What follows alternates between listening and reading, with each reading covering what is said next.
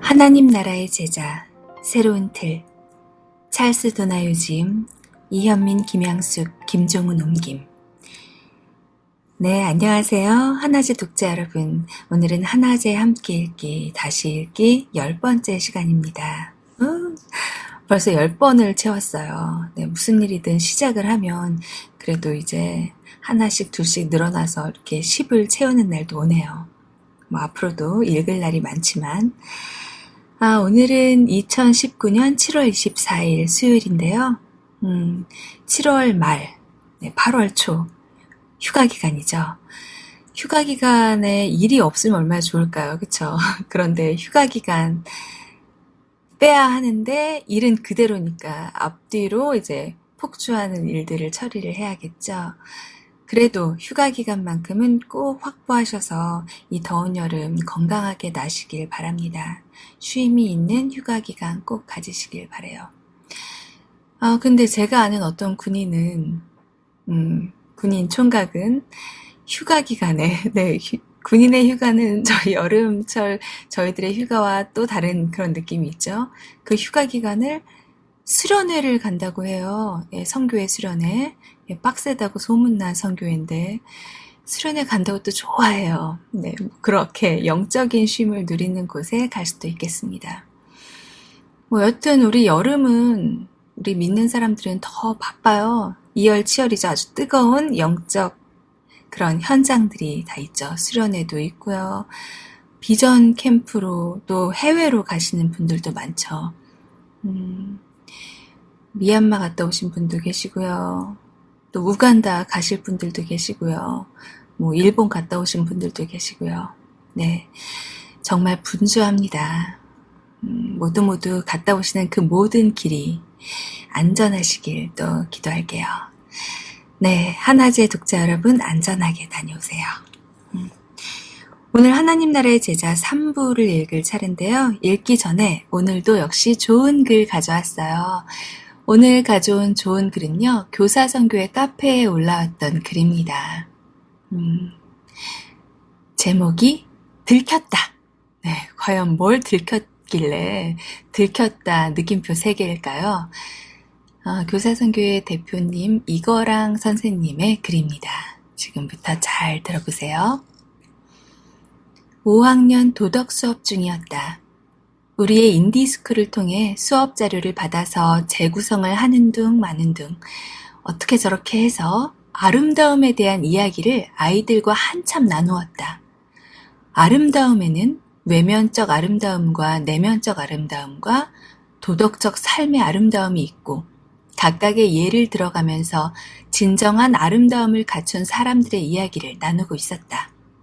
닉 부이치치, 이지선 씨, 레나 마리아와 이태선 신부의 이야기들을 보여주고 들려주고 그들 속에 있는 진정한 아름다움은 아주 특별하게 그들에게만 주어진 것이 아니라 우리들 속에도 동일하게 작은 씨앗처럼 심겨져 있음을 지금은 아주 작아서 잘 보이지도 않는 것 같지만 조금씩 가꾸어 가면 우리도 어느샌가 아름다운 삶을 살아낼 것이라고 이렇게 한참을 설교를 했더니 한 녀석이 갑자기 묻는다. 선생님, 교회 다니시죠? 어떻게 알았니? 네, 어떻게 알겠어요. 네, 설교를 하셨으니까 알겠죠. 정말 이 도덕 수업을 받은 아이들은 복 받은 아이들입니다. 네, 이거랑 선생님의 도덕 수업이라니. 선생님이 교회 다니는 거를 이제 아이들이 딱 맞췄죠. 이 친구 역시 교회 다닐 것 같습니다. 네, 어쩔 수 없어요. 크리스천들은 그 향기가 막 풀풀 뿜어져 나오죠. 도덕 수업을 해도 어쩔 수 없어요. 네, 이거랑 선생님 화이팅입니다. 네, 저희 템북 출판사가 교사선교회 출판사인 거 다들 아시죠? 이렇게 소소하고 재미있는 교실 이야기 많아요.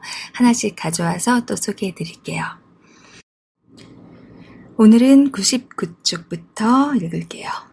3장 하나님 나라.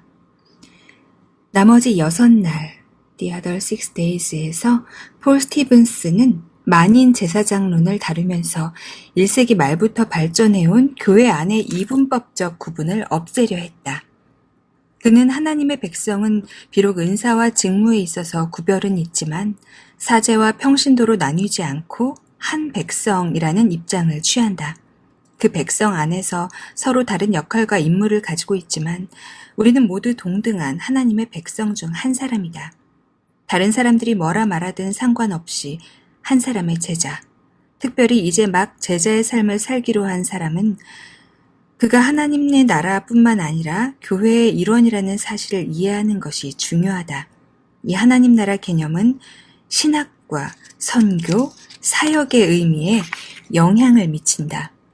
제자의 삶은 이 세 영역 모두와 관련을 가지며 우리를 부르신 자리를 이해하는 방식이 우리가 제자로서 살아가는 방식을 결정할 것이다.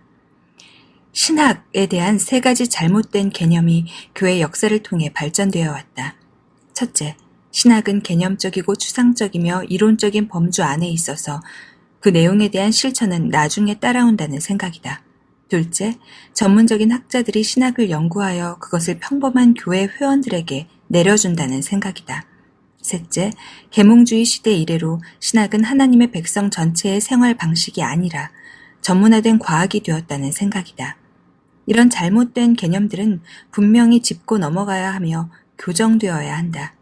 이에 대해서는 5장에서 좀 더 깊이 논의할 것이다. 동일한 사고방식이 선교의 개념에도 적용되어 주님을 섬기기 위해서는 설교자가 되거나 선교사가 되어야 하며 그런 일을 위하여 안수를 받거나 파송을 받아야 한다고 생각한다. 하나님의 평범한 백성은 교회의 적극적인 선교 사명과 관련이 없다. 사역에서도 역시 이 개념이 적용되어 드러난다. 오직 전문가들만이 사역의 일을 하거나 스티븐스가 말하듯 평범한 그리스도인은 사역의 대상, 수혜자이지 사역의 주체, 행위자가 아니다. 이것은 사역이란 평범한 그리스도인이 하는 일이 아니라는 점을 분명하게 주장하고 있다. 내가 이 책을 쓰는 이유 중 일부는 우리가 진정한 제자됨이 무엇인지에 대한 성경적 관점을 제대로 가지고 있지 않다는 염려가 점차 커지고 있기 때문이다. 이에 대한 명확한 생각이 없으면 제자를 삼는 올바른 길은 막연한 추측에 불과하다. 그랬기 때문에 지금까지 우리는 분명한 정의도 없이 교회의 성장과 제자 양육을 위한 잡다하고 마구잡이식 프로그램과 방법들을 개발해왔다. 앞서 언급한 통계 수치가 제자가 되는 것이 무엇인지에 대한 전체적인 관점이 결여되어 있음을 보여주는 것이 전혀 놀랄 일이 아니다. 코넬리우스 플랜팅가는 기독지성의 책임, 규장에서 예수님의 명령을 받은 제자들은 그리스도의 사람이 되는 것은 하나님 나라의 사람이 되는 것임을 이해했다. 하나님 나라에서 일하는 것이 우리 삶의 방식이다. 따라서 그리스도를 따르는 많은 사람들은 그 나라를 지적으로 가장 잘 섬기는 법을 배우기 위해서 강력한 기독교 교육이 필요하다는 결론을 내린다고 말했다. 이 책을 통해서 제자란 예수님을 따르는 사람일 뿐만 아니라 삶의 모든 영역에서 하나님께서 행하시는 일들을 돌보고 사랑하는 사람이라는 점을 분명히 드러내고자 한다. 나는 제자란 미리 정해놓은 활동의 체크리스트를 수행하는 사람이라는 생각에 반대한다. 하나님 나라의 제자는 개인 기도 생활이나 성경 공부, 개인적인 간증 생활이나 그리스도인의 삶에서 특별히 고상한 지위를 가진 것으로 여기면서 그런 일을 하는 것만으로는 만족할 수 없다. 많은 그리스도인들이 삶에서 적법하게 성스러운 영역과 적법하게 세속적인 영역이 있다고 생각한다. 제자 삼는 방법들이 이런 생각을 키워왔다. 그러나 만약 우리가 하나님 나라에 대한 바른 관점을 가지고 있으면 하나님께서 관심을 가지지 않고 그분이 주님으로서 다스리지 않는 삶의 영역은 아무것도 없음을 알 것이다. 사도 바울은 그런즉 너희가 먹든지 마시든지 무엇을 하든지 다 하나님의 영광을 위하여 하라고 말한다. 제자 삼는 과정에서 하나님의 말씀을 따를 때 하나님의 나라에 대해서 성경적으로 생각하는 것이 필수적이다. 슬프게도 우리의 연구와 조사, 경험에 의하면 많은 사람들이 하나님 나라에 대해서 분명한 개념을 가지고 있지 않다. 어떤 사람들은 그것을 단지 교회와 동의어로 보고 있는 반면 또 다른 사람들은 교회와 하나님 나라 사이에 어떤 관련도 없다고 본다. 또한 현재의 하나님 나라와 그 나라의 미래적 국면을 혼동하기도 한다.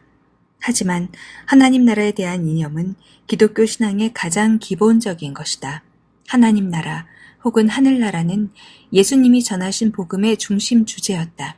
그분은 천국이 가까이 왔다는 말로 당신의 사역을 시작하셨다. 요한복음 3장에서 그는 니고데모에게 거듭나지 아니하면 하나님 나라를 볼 수 없을 것이라고 말씀하셨다. 이것은 기본이다. 제자 삼는 사역의 하나님 나라 접근법은 우리 삶의 일부가 아니라 모든 영역에서 변혁적인 영향을 미칠 것이다. 따라서 우리는 하나님 나라가 무엇인지 이해해야 한다. 제자 삼는 사역의 초기 단계에서 이것을 건너뛰지 말아야 한다. 신약 성경에는 하나님 나라와 천국이란 표현이 나온다. 우리는 장황한 주석적 논의나 성경 역사를 참조하지 않아도 이런 용어들이 같은 실체를 가리키고 있음을 안다. 두 가지 다른 용어가 등장하는 이유는 유대인들이 하나님이란 단어를 사용하는 것을 극도로 꺼려서 하늘과 같은 말로 대체하거나 하나님이란 말이 들어갈 자리를 비워두었기 때문이다. 나라라는 개념을 사용함으로써 성경은 예수 그리스도의 왕권을 그분께서 다스리시는 창조 세계의 모든 영역이라는 측면과 삶의 모든 국면에 대한 그분의 통치라는 측면 모두를 강조하고 있다. 제자 삼는 사역의 하나님 나라 모델이 가진 독특한 특징 중 하나는 그것이 사람이 아니라 하나님께 초점을 맞추고 있다는 것이다. 사람이 아니라 예수님께서 그 나라의 왕이시다. 우리는 그 왕께 영광을 돌리고 머리 숙여 절하며 섬길 의무를 가진 그분의 백성이다. 우리가 그 나라, 통치 영역과 주권에 대해 생각할 때 그분을 섬기지 않아도 되는 삶의 영역은 아무것도 없다. 우리가 제자 삼는 사역의 과정을 하나님께 초점을 맞추어 시작하지 않으면 우리는 사람에게 초점을 맞추게 될 것이고 그것은 변혁이 아니라 형성에 초점을 맞추는 것이다. 우리가 믿기로는 그것이 지금까지 실천되어 왔고 지금도 실천되고 있는 많은 방법과 모델이 범한 잘못이다. 제자는 그분의 제자로서 모든 것에서 우리 자신이 아니라 주님께 초점을 맞추어야 한다. 또한 제자 삼는 과정의 핵심으로서 주 하나님에 대해 초점을 맞추는 것과 함께 하나님 나라의 모델은 다른 사람들과 우리 주위를 둘러싼 세계와 관계 맺는 법을 이해하도록 돕는다. 이 모델은 우리가 교회와 하나님 나라의 연속성과 불연속성 모두를 이해할 수 있도록 도울 것이다. 그것은 하나님 나라가 지금도 있고 이 세대의 마지막에 완전하게 도래할 것임을 상기시켜 줄 것이다. 나아가 하나님 나라 모델은 우리가 그리스도인의 삶이 현재와 미래에 실제로 어떤 것인지 오해하지 않도록 해줄 것이다. 다음 장에서 우리는 세계와 인생에 대한 성경적 관점에 대해서 논할 것이다. 만약 우리가 하나님 나라에 대한 바른 개념을 가지고 있다면 성경적 세계관이 자연스럽게 나타날 것이다. 위니 더 푸 시리즈로 유명한 밀르는 두 사람, two people이라는 제목의 소설을 썼는데 거기에 펌프 씨에 대한 이야기가 나온다. 펌프 씨는 남성용 좌파 상인이었으며 종교적으로 매우 독실한 사람이었다. 그는 실제로 너무나 종교적이었고 그에게 종교는 너무나 성스러웠기 때문에 자신의 종교를 감히 일상적인 삶의 현장에 가지고 오지 못했다. 이것을 보여주는 예로서 그는 두 개의 모자를 가지고 있었는데 하나는 시장에서 쓰고 다른 하나는 일요일 아침 교회에 갈 때 썼다. 그는 이 두 모자를 절대 혼동하지 않았는데 왜냐하면 일요일은 주님의 일을 위한 날이었고 월요일부터 주말까지는 장사를 위한 날이었기 때문이다. 그는 어쨌든 어떤 사람도 동시에 두 주인을 섬길 수 없다고 말하였다. 펌프 씨가 교회와 시장터를 구분하여 본 것은 옳았으나 그 둘이 섞이지 않는다고 주장하면서 성속을 분리한 것은 잘못되었다. 이 이야기는 우리가 이 땅의 삶에서 이중적인 역할을 가지고 있음을 이해하도록 돕는다. 한편으로 그리스도인은 두 개의 모자를 쓰고 있는 것으로 보인다. 그러나 좀 더 정확히 표현하자면 우리는 오직 하나의 모자만 쓰고 있다. 우리는 이 세상에 있지만 이 세상에 속해 있지는 않다. 우리는 하나님 나라와 그분의 교회 모두에 소속된 회원이다. 이 둘이 다르기 때문에 우리는 두 개의 모자를 쓰고 있다고 말할 수도 있다. 하지만 다른 한편으로는 그리스도께서 만물을 다스리는 주이시기에 우리는 분명히 하나의 모자만 쓰고 있는 것이다. 펌프씨처럼 선의를 가지고 교회에 나가는 사람들이 많다. 그들은 일요일에는 자신들도 주님을 섬겨야 하지만 주중에는 전문적인 성직자나 교회의 직원들이 교회와 관련된 모종의 사역을 통해서 주님을 섬겨야 한다고 생각한다. 옷을 팔고 집안일을 하며 학교에서 가르치는 것은 종교적 혹은 성스러운 활동이 아니라 종교적 의미가 전혀 없는 세속적인 직업 활동일 뿐이다. 그러나 모든 것을 포괄하는 하나님 나라를 이해하게 되면 우리가 하는 모든 일이 종교적 활동이고 하나님의 영광을 위해 수행되어야 한다는 것을 깨닫게 된다. 이 사고방식을 가지고 나는 수많은 경우에 내 마지막 목회 활동 기간에 실천하기 시작했던 사역 방법을 제안하였다. 우리는 그것을 모든 교인이 사역자 프로그램이라 불렀다. 물론 우리가 바라는 것은 모든 그리스도인이 전문적으로 주님을 섬기도록 위임을 받거나 파송을 받은 사역자나 선교사가 되는 것이 아니다. 우리는 영적인 은사를 사용하여 주님을 섬기는 것은 단지 일요일의 활동이나 교회의 전문 사역자들에게만 국한되는 것이 아님을 의도적으로 알려주려고 노력했다. 그것은 하나님의 모든 백성에게 주어진 일상적인 삶의 과정이어야 한다. 이것이 의미하는 바가 무엇인지는 명확하다. 우리가 주중에 하는 일이 무엇이든 상관없이 우리는 그것으로 주님을 섬겨야 한다. 현재 드러난 증거는 하나님 나라 개념이 신앙생활을 처음 시작하는 새로운 그리스도인에게, 심지어 신앙생활을 오래한 성숙한 그리스도인들에게도 전달되지 않고 있음을 보여준다. 그러므로 그리스도인의 삶은 펌프씨가 나누었던 것처럼 거룩한 영역과 속된 영역으로 나뉘어져 있다. 이 잘못된 개념이 작동하는 한 가지 방식은 지역교회의 목사나 외국 선교사는 일상생활 속에서 하나님을 섬기고 있기 때문에 시장이나 국내에서 일하는 사람들보다 더 영적이라고 생각하는 것이다. 그러나 성경은 그런 자의적인 분리를 가르치지 않는다. 모든 그리스도인들은 그들이 하는 일이 무엇이든 간에 모든 일을 하나님의 영광을 위해 해야 한다. 종교적인 활동은 일주일 내내 이루어져야 할 일상의 과정이다.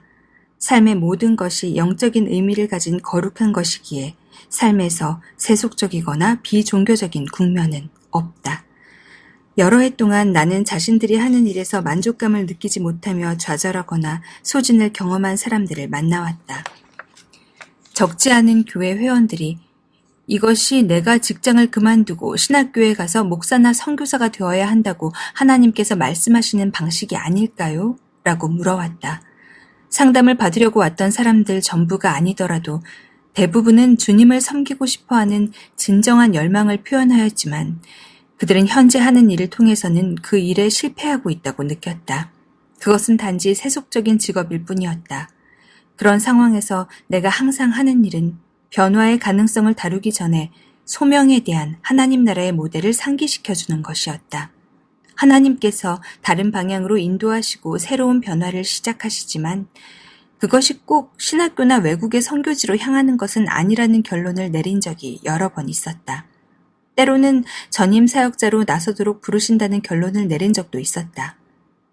많은 사람들은 자신의 직장에 남아있기로 결정하였으나 그 태도는 새롭게 변화되었다.